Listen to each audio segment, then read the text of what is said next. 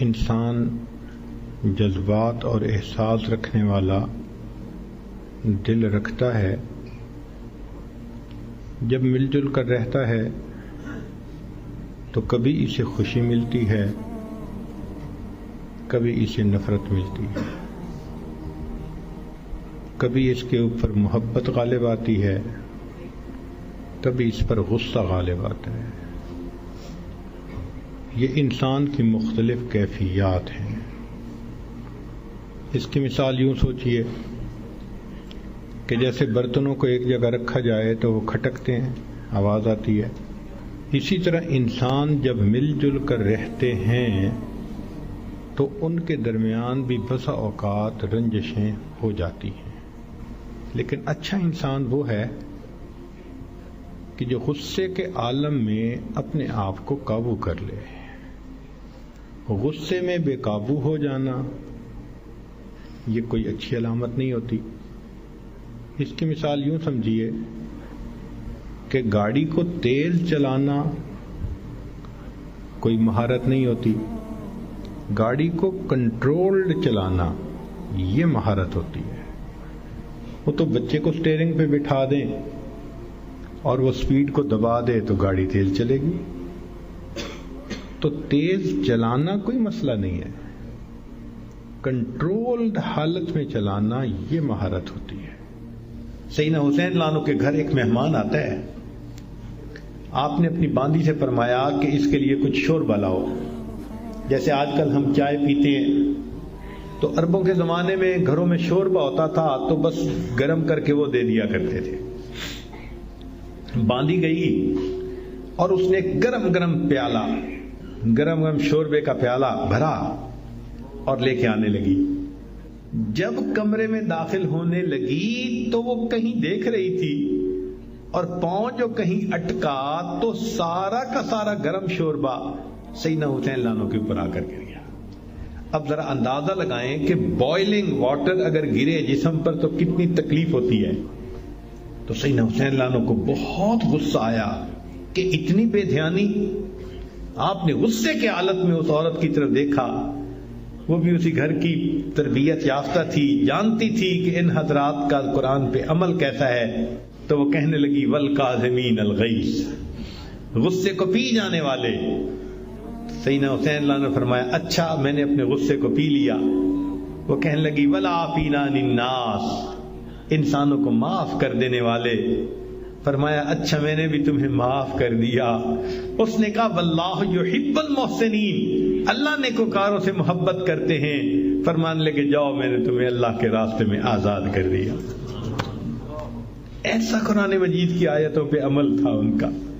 نبی علیہ الصلوۃ والسلام نے ارشاد فرمایا کہ جو شخص دنیا میں دوسروں کی غلطی کو جتنا جلدی معاف کرنے والا ہوگا، اللہ قیامت کے دن اس کی غلطیوں کو اتنا جلدی معاف فرما دیں گے۔ اور دوسری حدیث پڑھ کے تو ڈر لگتا ہے۔ نبی علیہ السلام نے فرمایا کہ اگر کوئی بندہ دوسرے سے غلطی کی معافی مانگے اور فرمایا کہ اگلا کہے میں معاف نہیں کرتا، نبی علیہ السلام نے فرمایا یہ جو کہہ رہا ہے نا میں معاف نہیں کرتا، یہ قیامت کے دن میرے سامنے حوض کوثر پہ حاضر نہ ہو۔ یعنی دوسرے لفظوں میں اللہ کے حبیب صلی اللہ علیہ وسلم نے فرمایا میں اس بندے کی شکل نہیں دیکھنا چاہتا۔ آج تو یہ حال، خاوند بیوی کی غلطی کو معاف نہیں کرتا، بیوی خاوند کی غلطی کو معاف نہیں کرتی۔ اللہ اکبر کبیرہ۔ سوچئے تو صحیح ہمارے دل کی حالت کس قدر بری ہو چکی ہے، اپنوں کو معاف نہیں کرتے۔ ایک بزرگ تھے، حج کے سفر پر گئے، ان کے ہاتھ میں ایک تھیلا تھا، اس میں ان کے پیسے بھی تھے، سارا کچھ تھا۔ ایک نوجوان آیا اور اس نے جلدی سے دوڑتے ہوئے جو ہمیانی ان سے چھینی اور چھین کے بھاگ گیا۔ اللہ کی شان کہ جس نے ہمیانی چھینی تھی نا، یہ تھوڑی دور آگے گیا تو اچانک اس کی آنکھوں کی بینائی چلی گئی۔ کئی دفعہ ہوتا ہے نا بیٹھا ہوا آدمی اٹھے تو آنکھوں میں اندھیرا آ جاتا ہے، تو اس کی بھی ایسی حالت ہوئی کہ اس کی آنکھوں میں اندھیرا، بینائی چلی گئی۔ لو جی اس نوجوان نے تو رونا شروع کر دیا۔ لوگوں نے پوچھا کیوں روتے ہو؟ کہنے لگا کہ میں نے ایک بندے کا تھیلا چھینا، پیسے چھینے، مجھے لگتا ہے اس نے بد دعا کی، اللہ نے میری بینائی چھین لی۔ ان کا بھئی وہ بندے وہ کہاں ہے؟ کہنے لگا فلاں حجام کی دکان کے قریب۔ تو جب اس بندے کو بتایا کہ بھئی وہ بڑے میاں آ گئے ہیں، لوگوں نے بھی کہا معاف کر دیں، نوجوان نے بھی کہا پلیز مجھے معاف کر دیں، وہ کہنے لگے میں نے تو اسی وقت ہی معاف کر دیا تھا۔ وہ کہیں جی یہ آپ کے سارے پیسے لے کے بھاگ گیا اور آپ کہتے ہیں میں نے اسی وقت معاف کر دیا تھا۔ وہ کہنے لگے ہاں مجھے خیال آیا تھا جس کی وجہ سے میں نے اسی وقت معاف کر دیا تھا۔ تو لوگوں نے پوچھا کیا خیال آیا تھا؟ تو وہ بڑے میاں کہنے لگے کہ جب یہ میرا تھیلا لے کے بھاگ گیا تو میرے ذہن میں خیال آیا قیامت کا دن ہوگا اور میں اگر اللہ کے سامنے مقدمہ پیش کروں گا تو اس بندے سے حساب لیا جائے گا، اور جتنی دیر میرے اور اس کے مقدمے کے فیصلے ہونے میں لگے گی، آقا صلی اللہ علیہ وسلم نے فرمایا میں امت کا حساب مکمل ہونے سے پہلے جنت میں نہیں جاؤں گا۔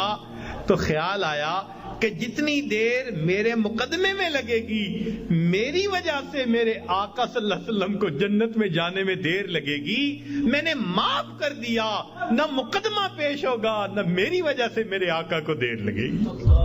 آج ہماری اگر یہ سوچ بن جائے تو ہم ہر ایک کو معاف نہ کر دیں کہ ہماری وجہ سے تو ہمارے آقا کو دیر نہ لگے نا جنت میں جانے میں۔